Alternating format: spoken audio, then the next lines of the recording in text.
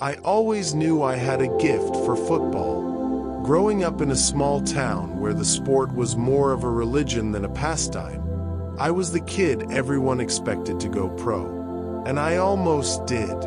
My talent on the field was undeniable, and by the time I was 17, scouts from various clubs had started showing up at my games. But life has a funny way of throwing curveballs when you least expect them. An injury during a crucial match shattered my dreams of playing professionally. It was a torn ACL, the kind of injury that takes you out of the game for good. The pain was physical, but the emotional toll was far worse. Football wasn't just a game for me. It was my identity. Without it, I felt lost, adrift in a sea of uncertainty. I spent months in physical therapy, but no amount of exercises or treatments could fix the hole in my heart. The doctors told me I could still play, but not at the level I once did. That wasn't good enough for me.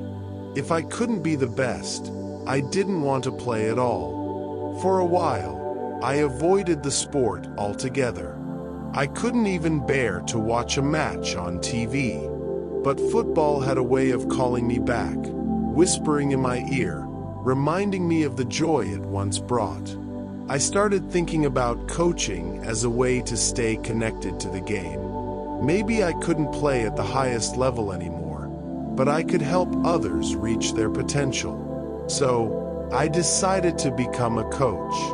I enrolled in coaching courses, devoured books on tactics and player management, and shadowed experienced coaches whenever I could.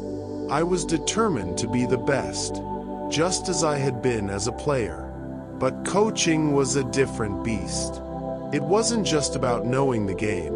It was about managing people, understanding their emotions, and getting them to trust you. When I started coaching at the local club in my hometown, I quickly realized that my passion for football wasn't enough. The players were mostly young, talented kids with big dreams, much like I had been. But they were also headstrong, and getting them to listen to me was a challenge. I was still young myself, and they saw me more as a peer than an authority figure.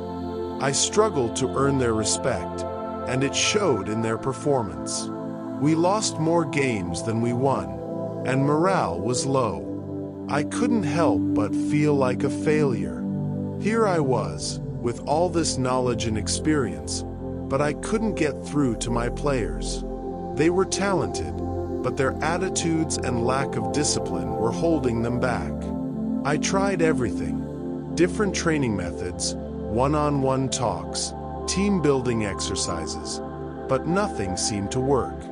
It was like hitting a brick wall over and over again. The frustration started to eat away at me.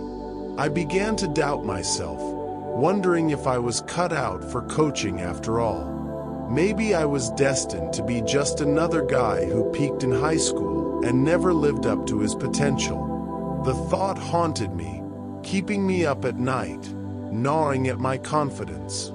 That's when I stumbled upon Joe Dispenza's work. I had never been one for self-help books or motivational speakers, but something about his message resonated with me.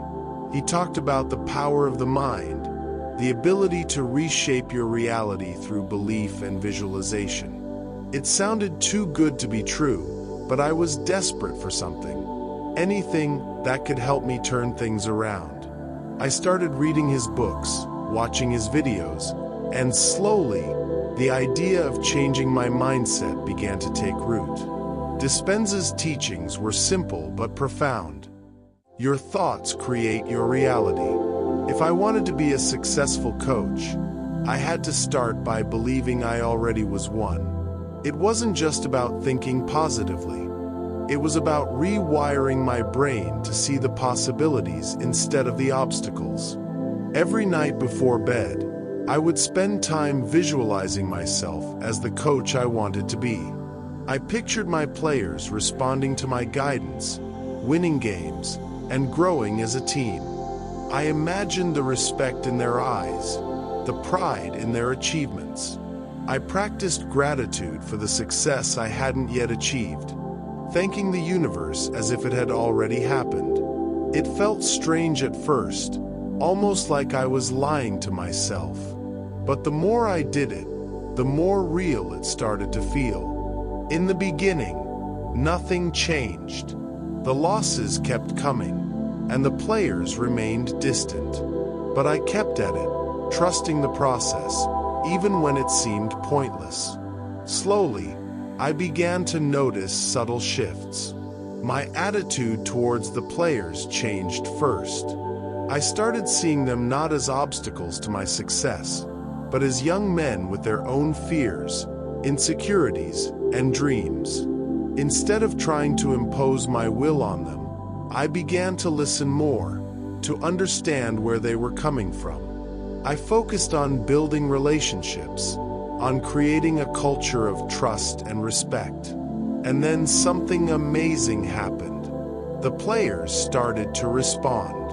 It wasn't a dramatic, overnight transformation, but little by little, they began to open up to me.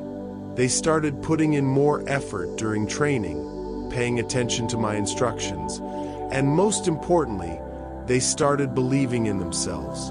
We won our first game in weeks, and the victory was sweeter than any I had experienced as a player.